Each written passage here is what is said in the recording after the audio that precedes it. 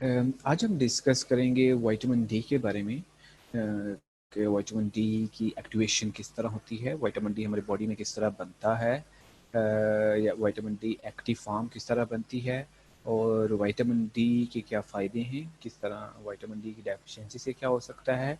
इसके अलावा हम कुछ और मिनरल्स की बात करेंगे, कुछ अहम मिनरल्स की बात करेंगे और उसके साथ हम बी विटामिन्स हैं उनको भी कुछ डिस्कस करेंगे और कुछ पॉइंट्स को हम इसी से विटामिन्स के नेक्स्ट लेक्चर में भी डिस्कस करेंगे। ठीक है, हम इन्हीं पॉइंट्स को डिस्कस करेंगे डिटेल में। तो चलें स्टार्ट करते हैं। विटामिन डी जब हमारी स्किन के अंदर सबसे पहला जो स्टार्टिंग पॉइंट है वो ये है कि हमारी skin when our skin expose to sunlight, suppose ये मैं एक स्किन ड्रॉ कर रहा हूँ यहाँ पे, कि जब हमारी स्किन सनलाइट से एक्सपोज होती है, ठीक है, एट दैट टाइम हमारी स्किन के अंदर there is a derivative of cholesterol, जिसको बोला जाता है दैट इज अ 7 डिहाइड्रोकोलेस्ट्रॉल। ये जो कोलेस्ट्रॉल का डेरिवेटिव है ये स्किन के अंदर हमारे मौजूद होता है ऑलरेडी। ठीक है, तो जब सनलाइट हमारी स्किन के ऊपर पड़ेगी, when our skin expose to sunlight, at that time ये कोलेस्ट्रॉल 7 डिहाइड्रोकोलेस्ट्रॉल ये कन्वर्ट हो जाएगा कोलिकैल्सिफेरॉल। ठीक है, तो जो first step of vitamin D synthesis through the sunlight in our body is through cholesterol. तो हम एक्चुअली जो कोलेस्ट्रॉल होता है वो विटामिन डी में कन्वर्ट हो रहा होता है। तो कोलेस्ट्रॉल का डेरिवेटिव एक हमारी स्किन में मौजूद है।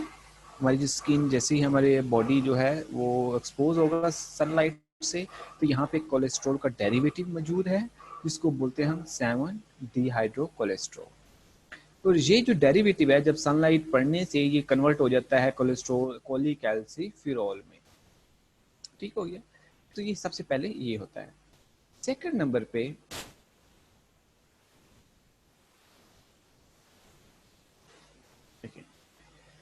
सेकंड नंबर पे जब ये कोलिकैल्सिफेरॉल में कन्वर्ट हो गया, ये कहाँ जाएगा?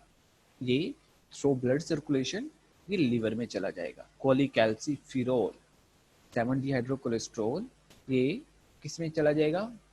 थ्रू ब्लड सर्कुलेशन लीवर में चला जाएगा। अभी हम विटामिन डी हम डाइट से भी ले रहे होते हैं। हम विटामिन डी सिर्फ हम उसके थ्रू नहीं लेते, विटामिन डी हम डाइट से भी लेते हैं। हम सनलाइट से नहीं ले रहे, डाइट से भी हम विटामिन डी इंटेक करते हैं। ओके, हमारी स्किन के ऊपर जब सनलाइट एक्सपोज हो रही है तो सबसे पहले क्या हो रहा है, स्किन के अंदर कोलेस्ट्रॉल मौजूद है। स्किन में कोलेस्ट्रॉल का डेरिवेटिव जो है 7 डिहाइड्रोकोलेस्ट्रॉल। अब ये जो डेरिवेटिव है 7 डिहाइड्रोकोलेस्ट्रॉल ये कन्वर्ट हो रहा है कोलिकैल्सिफेरॉल में। अब ये जो कोलिकैल्सिफेरॉल में ये सनलाइट से हमें कोलिकैल्सिफेरॉल मिला, ये ब्लड सर्कुलेशन के थ्रू चला जाएगा लीवर में। अभी यहाँ पे जो है हम डाइट से भी लेते हैं। सो डाइट से जो हम विटामिन डी ले रहे हैं, ठीक है, डाइट से हम विटामिन डी ले रहे हैं, ये देखिए वो हमारे डाइजेस्टिव ट्रैक्ट से होता हुआ विटामिन डी उसकी ब्रेकडाउन होगी और वो भी अल्टीमेटली कोलिकैल्सिफेरॉल में कन्वर्ट हो जाएगा, कोलिकैल्सिफेरॉल में कन्वर्ट होगा और वो भी लीवर में चला जाएगा। तो हम सनलाइट से जो ले रहे हैं या फिर हम जो डाइट से ले रहे हैं वो दोनों कन्वर्ट होते हैं कोलिकैल्सिफेरॉल में और वो चले जाते हैं लीवर के अंदर। अब लीवर में जो है उसकी हाइड्रोक्सिलेशन होती है। एक एंजाइम होता है जिसका नाम है 25 हाइड्रोक्सिलेज। ये एंजाइम कोलिकैल्सिफेरॉल को कन्वर्ट कर देगा 25 हाइड्रोक्सी कोलिकैल्सिफेरॉल, जिसको कैल्सिडायोल भी बोला जाता है। ठीक है, तो कोलिकैल्सिफेरॉल जब कन्वर्ट हुआ 25 हाइड्रोक्सी कोलिकैल्सिफेरॉल में, जिसको बोलते हैं कैल्सिडायोल, तो ये क्या एक्टिव फॉर्म है? नहीं, ये जो विटामिन डी की एक्टिव फॉर्म नहीं है, इसको हम बोल देते हैं स्टोरेज फॉर्म है, कि विटामिन डी स्टोर हो जाता है यहाँ पे। कि विटामिन डी हमने लिया, विटामिन डी हमने सनलाइट से ले रहे हैं, हम डाइट से ले रहे हैं, वो पहले कोलिकैल्सिफेरॉल में कन्वर्ट हुआ, तो उधर से जाके लीवर में चला गया, लीवर में उसकी हाइड्रोक्सिलेशन हुई, उसका एंजाइम के थ्रू 25 हाइड्रोक्सिलेज एंजाइम के थ्रू, और वो कन्वर्ट हो गया 25 हाइड्रोक्सी कोलिकैल्सिफेरॉल या कैल्सिडायोल। उसको कैल्सिडायोल भी बोलते हैं। तो ये इनएक्टिव फॉर्म है, इसको स्टोरेज फॉर्म में बोलते हैं। विटामिन डी अब यहाँ पे स्टोर हो गया। अब जब विटामिन डी की बॉडी को जरूरत होती है तो विटामिन डी लिवर से निकलता है ये कैल्सिडायोल और चला जाता है किडनी में। ठीक है, तो क्या होता है, अभी जो है बॉडी को जरूरत जब नहीं होती विटामिन डी लिवर में स्टोर रहेगा, जैसी बॉडी जरूरत पड़ेगी विटामिन डी किडनी में जाएगा, कैल्सिडायोल जो है ये जो inactive form of vitamin D है ये किडनी में जाएगा, और किडनी में इसको एक और एंजाइम के थ्रू इसकी अगेन हाइड्रोक्सिलेशन होगी और ये एक्टिव फॉर्म में कन्वर्ट हो जाएगा। और यहाँ पे कौन सा एंजाइम जो इसकी हाइड्रोक्सिलेशन करेगा वो है 1 अल्फा हाइड्रोक्सिलेज। ये जो एंजाइम है इसका क्या नाम है, that is a 1 alpha hydroxylase enzyme है। ये 25 हाइड्रोक्सी कोलिकैल्सिफेरॉल की ये क्या करेगा, इसकी ये हाइड्रोक्सिलेशन करेगा और ये कन्वर्ट हो जाएगा 125 डाईहाइड्रोक्सी कोलिकैल्सिफेरॉल। सो इसको कैल्सिट्रायोल भी बोला जाता है। ठीक हो गया। तो यहाँ पे आपको समझ आ गई होगी कि विटामिन डी की एक्टिवेशन के लिए दो हाइड्रोक्सिलेशन हो रही हैं। एक हाइड्रोक्सिलेशन हो रही है लिवर के अंदर जो कौन सा एंजाइम कर रहा है 25 हाइड्रोक्सिलेज एंजाइम।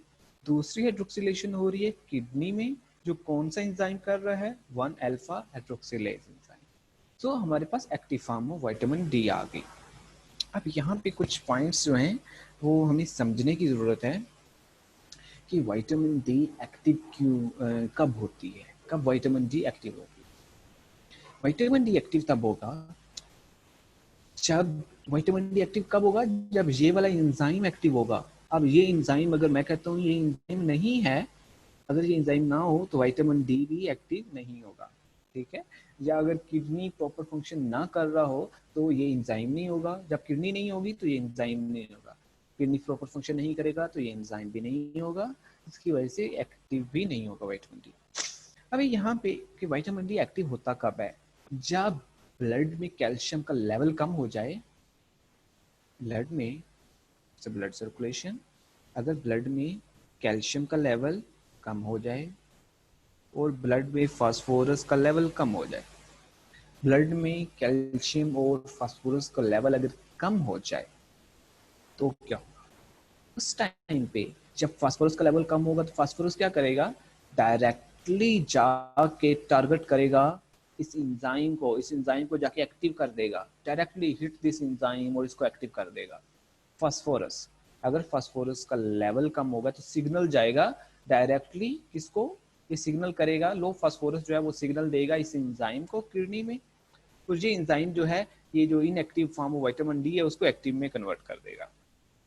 पॉइंट की समझ आई कि ये एंजाइम ये जो एक्टिव फॉर्म विटामिन डी बनती कब है, जब फास्फोरस का लेवल कम हो और कैल्शियम का लेवल कम हो। जब फास्फोरस का लेवल कम होता है ये तो जाता है डायरेक्टली, इसका डायरेक्ट से उसके साथ लिंक है अल्फा हाइड्रोक्सिलेज के साथ एंजाइम सर, वो जाता है डायरेक्टली और जाकर उसको एक्टिव कर देता है। लेकिन कैल्शियम का डायरेक्टली लिंक नहीं है, ये कोई और ताल्लुक वास्ता ढूंढता है कि जिसके जरिए वो जाता है इसके पास। ठीक है, ये हाइड्रोक्सिलेज के पास, ऐसे समझ लें हाइड्रोक्सिलेज जो है ये बहुत बड़ी पावर है, इसके पास डायरेक्ट लिंक नहीं किया जा सकता, हम डायरेक्टली इसके साथ इसके पास पहुंच नहीं सकते। कैल्शियम जो है डायरेक्टली, कैल्शियम बहुत लो लेवल का है, मतलब कि इसकी पावर बहुत कम है, ये डायरेक्टली यहाँ तक जाएगा नहीं। अभी इसको क्या होगा, ये किसी और का सहारा लेगा, वो किसका सहारा लेगा, ये पैराथायराइड ग्लैंड का सहारा लेगा।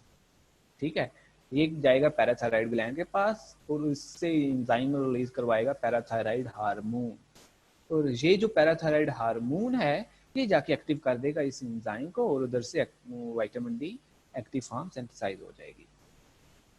दोबारा सुन लें कि विटामिन डी एक्टिव कब होता है। विटामिन डी एक्टिव तब होता है जब ब्लड के अंदर कैल्शियम और फास्फोरस का लेवल कम होता है। जब ब्लड में कैल्शियम और फास्फोरस का लेवल कम होगा तो फास्फोरस जाएगा एंजाइम को एक्टिव कर देगा, भाई एंजाइम विटामिन डी बनाओ, ब्लड में लेवल कम हो चुका है इसका, ब्लड में फास्फोरस कैल्शियम का लेवल कम हो जाए तो ये जाके खुद ही जाके इसको एक्टिव कर देते हैं, कहते हैं अभी और बनाओ। अभी कैल्शियम का लेवल अगर कम होता है तो ये डायरेक्टली नहीं जाता, ये जाएगा पहले पैराथायराइड ग्लैंड के पास और उसे कहेगा कि हार्मोन रिलीज करो, पैराथायराइड हार्मोन रिलीज करेगा, और ये पैराथायराइड हार्मोन जाके इसको एक्टिव कर देगा। अब यहाँ पे हमारे पास विटामिन डी एक्टिव हो गया। विटामिन डी जब एक्टिव हो गया, अभी ये अब देखो विटामिन डी, अब विटामिन डी एक्टिव हो गया, विटामिन डी एक्टिव फॉर्म बनती रहेगी। तो ये विटामिन डी का काम क्या है? विटामिन डी क्या करता है? विटामिन डी इसकी कैल्शियम और फास्फोरस की होम्योस्टैसिस को मेंटेन रखता है। ये वाला पॉइंट समझने का है कि कैल्शियम और विटामिन डी का काम क्या है। विटामिन डी ने ब्लड के अंदर कैल्शियम और फास्फोरस का लेवल को मेंटेन रखना है, ठीक है। तो विटामिन डी क्या करेगा? जब विटामिन डी एक्टिव फॉर्म हो गई, अब ब्लड के अंदर कैल्शियम लेवल कम है, तो विटामिन डी ने क्या करना है? कैल्शियम को पूरा करना है। तो विटामिन डी क्या करेगा कि आपके जीआईटी से एक काम करेगा कि जीआईटी से एब्जॉर्प्शन बढ़ा देगा। जीआईटी से आपकी कैल्शियम और फास्फोरस की एब्जॉर्प्शन को बढ़ा देगा। दूसरा काम क्या करेगा? बोन्स से, ये बोन्स मैंने बना दी है, बोन से कैल्शियम और फास्फोरस की रिजॉर्प्शन को बढ़ा देगा। कैल्शियम और फास्फोरस की डीमिनरलाइजेशन स्टार्ट करवा देगा कि बोन से कैल्शियम और फास्फोरस को उतारना शुरू कर देगा और वो उधर से ब्लड में आना शुरू हो जाएगा। तीसरा काम ये क्या करेगा? किडनी से, तीसरा काम ये क्या करेगा कि ये किडनी से इसकी रीअब्जॉर्प्शन बढ़ा देगा, किडनी से रीअब्जॉर्प्शन बढ़ा देगा। ये 3 काम करेगा। कैल्शियम जो है ब्लड में, जो विटामिन डी है ब्लड में कैल्शियम और फास्फोरस का लेवल को बढ़ाने के लिए क्या करेगा? 3 काम करेगा। एक तो आपके जीआई ट्रैक्ट से उसकी अब्जॉर्प्शन को बढ़ा देगा, यहाँ से इसकी अब्जॉर्प्शन बढ़ा देगा। दूसरा काम क्या करेगा? बोन से इसकी डीमिनरलाइजेशन स्टार्ट कर देगा, ठीक है। और तीसरा काम क्या करेगा? ये किडनी से रीअब्जॉर्प्शन बढ़ा देगा। इन 3 तरीकों से ये ब्लड के अंदर कैल्शियम और फास्फोरस का लेवल को नॉर्मल लेके आएगा। पॉइंट की समझ आ गई? जहां तक सबको क्लियर हो गया होगा कि विटामिन डी क्या करता है? ये होम्योस्टैसिस को मेंटेन रखता है कैल्शियम और फास्फोरस की। अगर ब्लड में कैल्शियम और फास्फोरस का लेवल कम हो जाए तो विटामिन डी एक्टिव फॉर्म बनती है, विटामिन डी जाता है, फिर 3 काम करता है। जीआईटी से एब्जॉर्प्शन बढ़ा देगा, किडनी से रीअब्जॉर्प्शन बढ़ा देगा, बोन से उसको डीमिनरलाइजेशन शुरू कर देगा। कैल्शियम और फास्फोरस का लेवल नॉर्मल हो गया। जब कैल्शियम और फास्फोरस का लेवल नॉर्मल हो गया तो क्या होगा?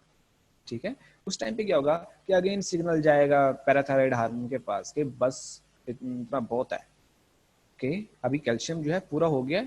वो नेगेटिव सिग्नल जाएगा और जाके ये चीज है ये इनएक्टिव हो जाएगा। ये फिर ये जो हार्मोन है और ये एंजाइम है ये इनएक्टिव हो जाएगा।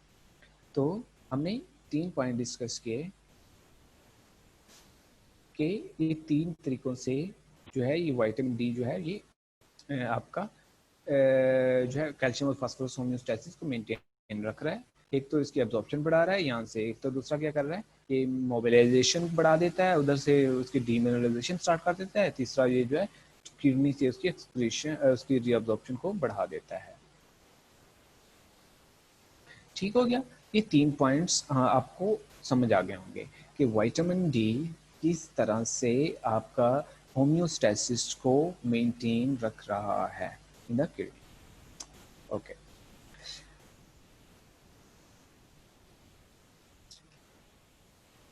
ठीक हो गया।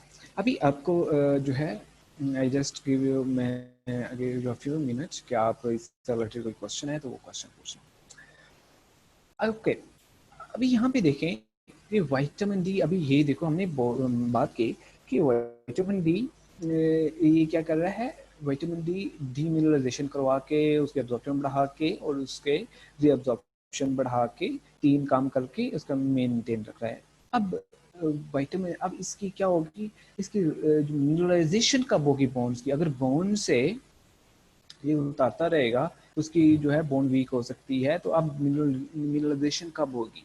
मिनरलाइजेशन तब होगी अगर कैल्शियम और फास्फोरस का लेवल इतना ज्यादा हो जाए ब्लड में। तो उस टाइम पे क्या होता है कि उस टाइम पे एक और हार्मोन रिलीज होता है, we call it that the calcitonin hormone.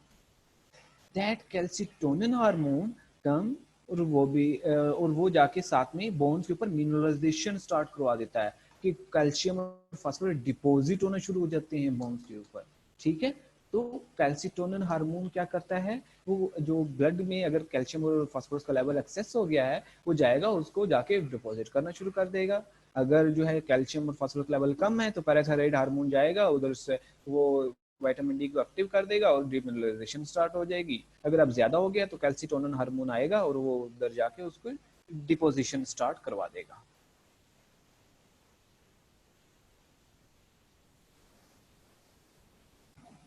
ठीक है।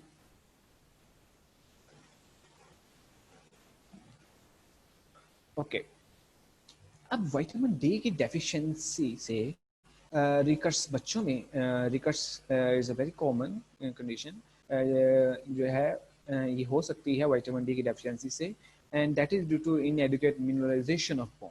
When there is a deficiency of vitamin D, then there will be the deficiency of calcium and phosphorus also, because vitamin D actually has a role in the bone metabolism. So when we use the term metabolism, metabolism mean both catabolism and anabolism. ठीक है, तो उसका क्या मतलब है कि ये जब ये कैटाबॉलिज्म भी करता है और एनाबोलिक भी काम करता है। मतलब कि अगर ब्लड के अंदर कैल्शियम का लेवल कम हो गया, ये बोन से कैल्शियम और फास्फोरस को उतारना शुरू कर देगा और ब्लड में कैल्शियम का लेवल पूरा कर देगा। अब जब लेवल पूरा हो गया है, अब जो एक्सेस होगी कैल्शियम और फास्फोरस उसको डिपॉजिट करना शुरू कर देगा, तो दोनों काम करेगा विटामिन डी। तो विटामिन डी अगर कमी हो गई तो क्या हो सकता है, इन आपके जो उसकी वजह से जो है बोन मिनरलाइजेशन इफेक्ट हो सकती है। तो आपकी ग्रोथ आप जिसकी वजह से बोन मिनरलाइजेशन जब नहीं होगी तो ग्रोथ रिटार्डेशन, बोन ग्रोथ नहीं होगी ना, तो ग्रोथ रिटार्डेशन हो सकती है। ठीक है, और इसकी वजह से बोर्ड लेग्स आपकी लेग्स जो हैं वो बेंड हो जाती हैं बच्चों में, due to severe deficiency of vitamin D and calcium. आपकी बोर्ड लेग्स हो सकती हैं इन चिल्ड्रन। ठीक है, another condition that is the osteomalacia and osteoporosis. Osteomalacia and osteoporosis, these are the two complications that can also occur due to deficiency of vitamin D and deficiency of calcium and phosphorus.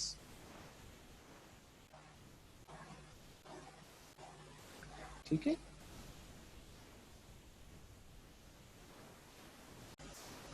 Okay. Osteomalacia जो है that's actually in adults में होती है, और इसके अंदर that bones become soft, and in osteoporosis your bones become porous.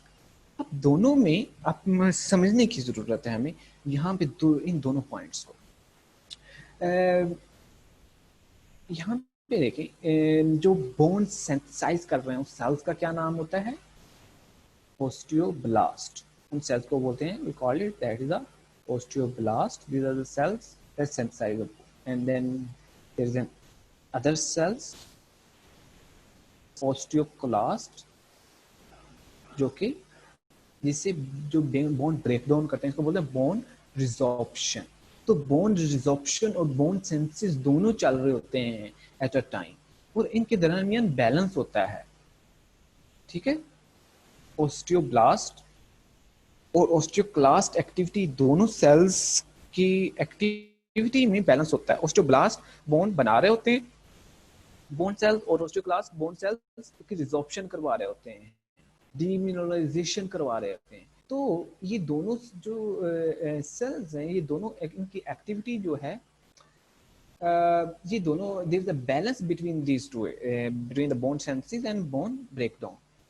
Bone cell synthesis and bone cell breakdown में दोनों में बैलेंस है। अगर डिस्टर्बेंस आ जाए then it can lead to difficulties, complications. तो हम अभी उसी को डिस्कस करने लगे हैं। ये देखें, ऑस्टियोप्रोसिस। ऑस्टियोप्रोसिस के अंदर बोन्स बिकम सॉफ्ट।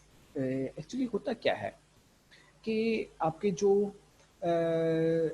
हार्मोन्स हैं इन लेटर स्टेज, अगर हम ऑस्टियोप्रोसिस की बात करें, ये होता है आपके लेटर स्टेज में, like after the age of 40, especially in women. Women की बात करें 40 की एज में, 40 प्लस 45 50 की एज में, वहाँ पे पोस्ट मेनोपॉजल स्टेज होती है। ये post menopausal, that is after your एक स्टेज आती है जहाँ पे योर जिसको बोलते हैं that's a post menopausal stage, ठीक है। उस स्टेज के अंदर एस्ट्रोजन हार्मोन सिंथेसिस रुक जाती है। ये जो हार्मोन्स हैं oestrogen hormones that are actually आप जो रिजॉर्प्शन है बोन रिजॉर्प्शन उसको रोक रहे होते हैं। देखिए एस्ट्रोजन हार्मोन्स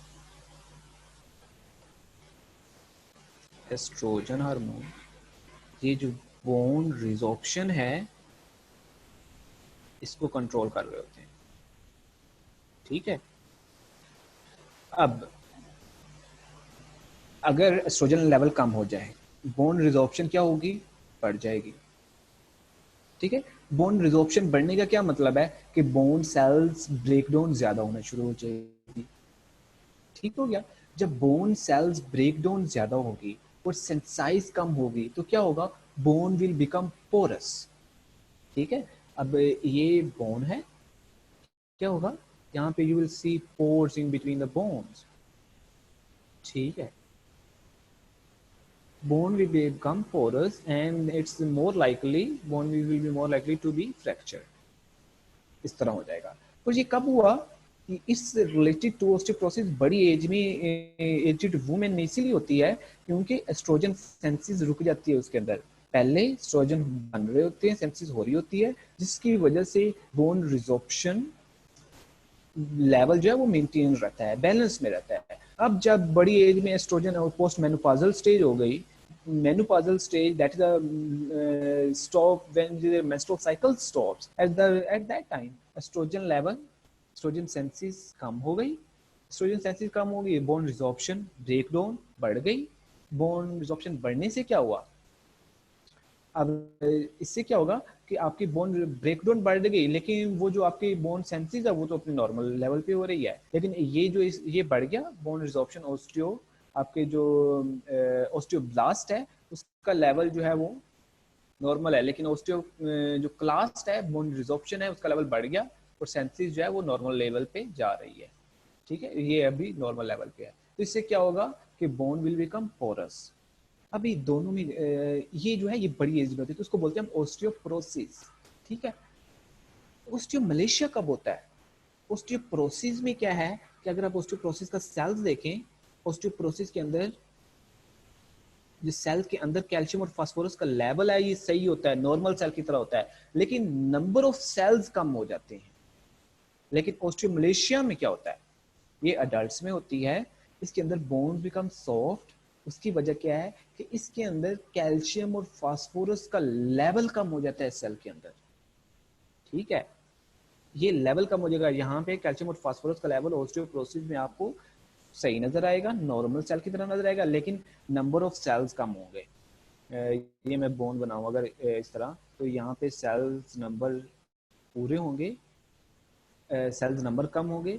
यहाँ पे अगर मैं ये सेल बनाता हूँ यहाँ पे सेल नंबर सही होंगे यहाँ पे, ठीक है, लेकिन सेल के अंदर कैल्शियम और फास्फोरस का लेवल कम होगा। जब सेल के अंदर कैल्शियम और फास्फोरस का लेवल कम होता ये क्या होगी, वीक हो जाएगी, बोन विल बिकम सॉफ्ट। और ये किस में होता है, ऑस्टियोमलेशिया में, अडल्ट्स के अंदर। जबकि अगर हम बात करें एजिड लोगों में, बड़े लोगों में, फीमेल्स में जिनके अंदर मेनोपॉजल स्टेज आ गई है तो हार्मोन्स एस्ट्रोजन लेवल बनना कम हो गया है, बोन सेल की डेथ ज्यादा हो गई है, तो उसके क्या होगा, जब बोन सेल डेथ ज्यादा होगी तो सेल्स का नंबर कम हो जाएगा जिसकी वजह से बोन विल बिकम पोरस, ठीक हो गया। अब दोनों की पॉइंट की समझ आ गई कि ऑस्टियोपोरोसिस और ऑस्टियोमलेशिया में क्या डिफरेंस है। ओके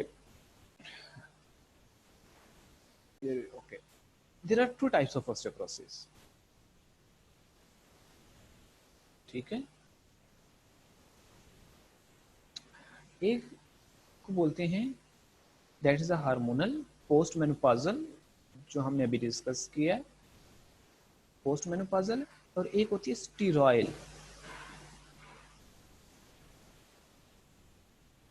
ठीक है। अब स्टीरॉयल में क्या होता है, पोस्ट मेनोपॉजल की समझ आ गई आपको कि that's due to hormonal imbalance की वजह से ये हो गया। एक होती है स्टीरॉयल,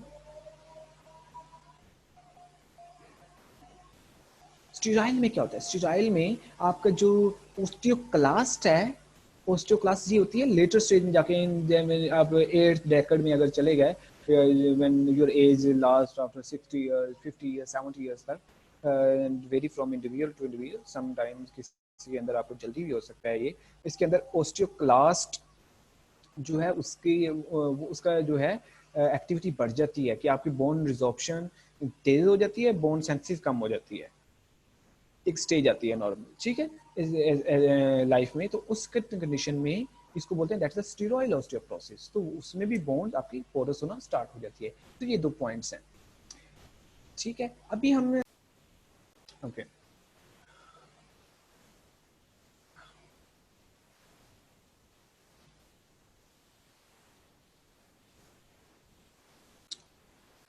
अभी ये जो है, एक मिनट में रिकॉर्डिंग स्टार्ट कर लूँ। और रिकॉर्डिंग हो रही है, ठीक है ठीक है ठीक है। ये फैट सोलुबल विटामिन्स के या वे 4 टाइप्स हैं। हमने विटामिन ए को डिस्कस किया डिटेल में। ये सोर्सेज हैं that's present in leafy green vegetables और carrots, tomato, pumpkin, mango, meat, fish. और मतलब कि आपको ये दोनों प्लांट सोर्सेज से भी विटामिन डी मिल रहा है, animal source vitamin A animal source से भी मिल रहा है। इसको हमने डिस्कस किया डिटेल में। You must know about sources, लेकिन दिन में ये मौजूद होता है। इसके अलावा आपके इसकी क्या डेफिशिएंसी सिम्टम्स हैं ये हमने डिस्कस किए हैं। विटामिन डी को हमने डिस्कस किया। लिवर, एग, बटर, ये एनिमल सोर्सेज में मोस्टली होता है। विटामिन डी जो है लिवर, एग, बटर, आपका ये जो आपका लिवर ऑयल है या फिर ये जो कॉड लिवर ऑयल है इसके अंदर मौजूद है। Mostly meat sources, animal sources में है। इसकी डेफिशिएंसी हमने सिम्टम्स अभी हमने डिस्कस की। विटामिन ई जो है इसकी वजह से फर्टिलिटी के चांसेस हो सकते हैं। तो ये आपको ये आइडिया होना चाहिए। और vitamin K has a role in blood clotting. So vitamin E को हम टोकोफेरॉल भी बोलते हैं और विटामिन ए को फाइलोक्विनोन बोलते हैं। So you know about this sources और इसके डेफिशिएंसी सिम्टम्स क्या हो सकते हैं आपको देखने। तो हमें डिटेल में जो हमने पढ़ा इसके अंदर वो हमने जस्ट एक हमने डिस्कस किया उसको विटामिन ए और डी को। तो विटामिन ई और के को आपने जस्ट उसके सोर्सेज क्या हैं और उसके डेफिशिएंसी सिम्टम्स क्या हो सकते हैं। बी विटामिन को हम नेक्स्ट क्लास में डिस्कस करेंगे डिटेल में। इसको हम एक सेपरेट के लेके चलेंगे। लेकिन कुछ और मिनरल्स मैं यहाँ पे डिस्कस करना चाहूँगा, लाइक आयरन डेफिशिएंसी एनीमिया। ये iron deficiency anaemia that is actually अगर आपकी आयरन डेफिशिएंसी हो गया है अगर इधर जो है वो आप आयरन की मेटाबॉलिज्म में इफेक्ट आ रही है या फिर आप आयरन डाइट में नहीं ले रहे, तो उसकी वजह से जो आयरन डेफिशिएंसी एनीमिया हो सकता है। इसको बोलते हैं that is macrocytic hypochromic anaemia. तो इसकी वजह से क्या है कि सेल साइज स्मॉल हो जाता है। Hypochromic, hypo mean low, chromic mean colour. जो जो आपके रेड ब्लड सेल्स हैं that will become more pale, yellow, वो येलो हो जाता है कलर, पिंक होने के बजाय that will become more pale and due deficiency of haemoglobin. तो इसकी वजह से ये जो है आयरन की डेफिशिएंसी की वजह से आयरन डेफिशिएंसी एनीमिया हो सकता है।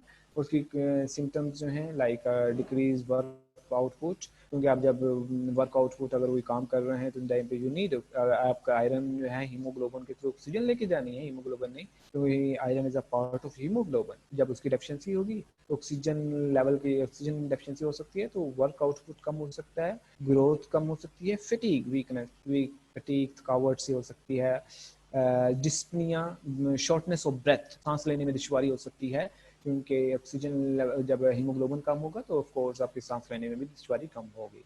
स्पून शेप नेल्स हो सकते हैं। एपैथी, आपको जैसे कि इसको बोलते हैं दैट्स लॉस ऑफ कंसंट्रेशन, किसी भी काम में कंसंट्रेशन जो है वो ये भी एक सिम्टम हो सकती है इसके अंदर। ब्रिटल नेल्स, ऐसे नेल्स जो कि इजीली टूट जाते हैं। तो ये कुछ सिम्टम्स जो हैं ये आयरन डेफिशिएंसी एनीमिया में हो सकती हैं। ये सोर्सेज हैं आयरन डेफिशिएंसी एनीमिया के। आयरन जो है वो आपके प्लांट सोर्सेज में मौजूद है, एनिमल सोर्सेज में मौजूद है। एनिमल सोर्सेज में आपके जो है मीट के अंदर ये मौजूद है और उसकी बायोअवेलेबिलिटी, अब्जॉर्प्शन ज़्यादा होती है। आपको बॉडी को जल्दी वो उसकी अब्जॉर्प्शन ज़्यादा होती है as compare to animal sources से, सॉरी प्लांट सोर्सेज है। प्लांट सोर्सेज में जैसे कि ये मौजूद है आपके ग्रेन्स के अंदर, होल ग्रेन्स में, वेजिटेबल्स में, ये it's also available in beans के अंदर मौजूद है। ये सारी चीज़ों में ये मौजूद है और ये कुछ सोर्सेज यहाँ पे एनालिस्ट किए हुए हैं।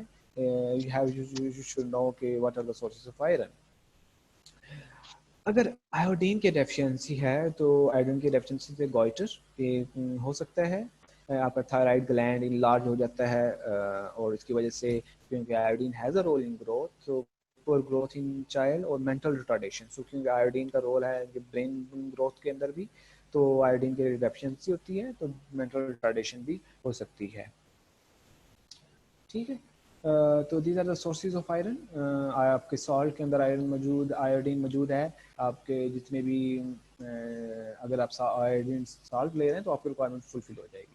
इसके अलावा जो है आप जितने भी अगर आप डाइट लेती हैं डेली की, उसके अंदर इजीली आयोडीन की रिक्वायरमेंट पूरी हो रही है। आयोडीन की रिक्वायरमेंट 1500 आपकी जो है वो होती है 2300 मिलीग्राम तक, तो per day 2300 milligram per day तक होती है। अगर आप डाइट ले रहे हैं ना तो इजीली आपकी उधर से पूरी हो जाती है, आपको एडिशनल आयोडीन की वो उसकी ज़रूरत ही नहीं पड़ती मोस्ट ऑफ द टाइम। आपकी सोडियम वो आपको इजीली, अगर आप आयोडाइज्ड ले रहे हैं तो उससे आपकी रिक्वायरमेंट जो है वो फुलफिल हो जाएगी। कैल्शियम,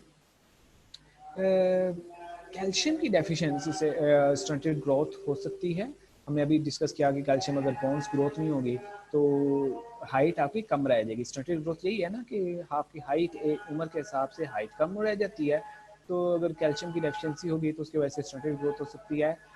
ओस्टियोपोरोसिस या ओस्टियोब्लेशिया, इसकी ये भी कंडीशंस हो सकती हैं। अगर एक्सेस हो जाए, एक्सेस रेयर होती है टॉक्सिसिटी, लेकिन अगर टॉक्सिसिटी हो जाए इसकी तो कॉन्स्टिपेशन हो सकती है इसके वजह से। कॉन्स्टिपेशन इस तरह से, अगर जब आप एक्सेस कैल्शियम लेते हैं तो उसकी वजह से आपके जो मसल स्पैज्म हो सकते हैं, स्पैज्म बन सकते हैं आपके स्टमक के अंदर, जिसकी वजह से फूड का पास आउट होना मुश्किल हो जाता है। So will discuss it after अजान, इसी कंसेप्ट को हम डिस्कस कर रहे हैं। अगर कैल्शियम का लेवल ज़्यादा हो जाए तो उसकी वजह से कॉन्स्टिपेशन हो जाती है, टॉक्सिसिटी। अभी यहाँ पे मैं इसको समझा रहा हूँ इस तरह से कि अगर कैल्शियम जो है, इसका आपको पता होना चाहिए, calcium has a role in muscle contraction. ठीक है, मसल कंट्रैक्शन में कैल्शियम का रोल है। कैल्शियम का लेवल ज़्यादा हो गया, अब टॉक्सिसिटी हो चुकी है इसकी। Muscle contraction, stomach muscle contraction will increase और डिक्रीज।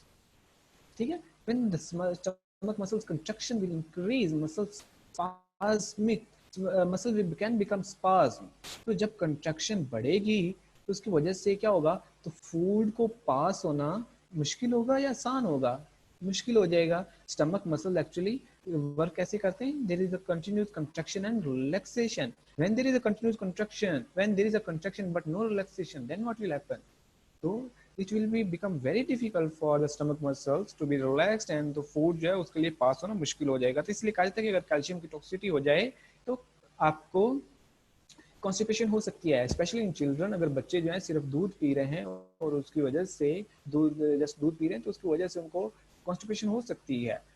स्पेशली जब इन द, अगर कोई 3 साल का बच्चा है या 4 साल का बच्चा है तो अगर वो दूध पी रहा है जस्ट, तो उसकी वजह से कॉन्स्टिपेशन हो सकती है और साथ में उसका मैग्नीशियम का इंटेक अगर नहीं है, या फिर अगर कह लें आप वेजिटेबल्स का इंटेक नहीं है, कुछ और अगर वो नहीं है, तो अगर वो सिर्फ दूध पी रहा है तो उसकी वजह से, और साथ में बाकी जो है वो स्नैक्स जो हमें मिलते हैं, जो कि अनहेल्दी स्नैक्स ले रहा है, तो उसकी वजह से उसके अंदर कॉन्स्टिपेशन हो सकता है। ठीक है,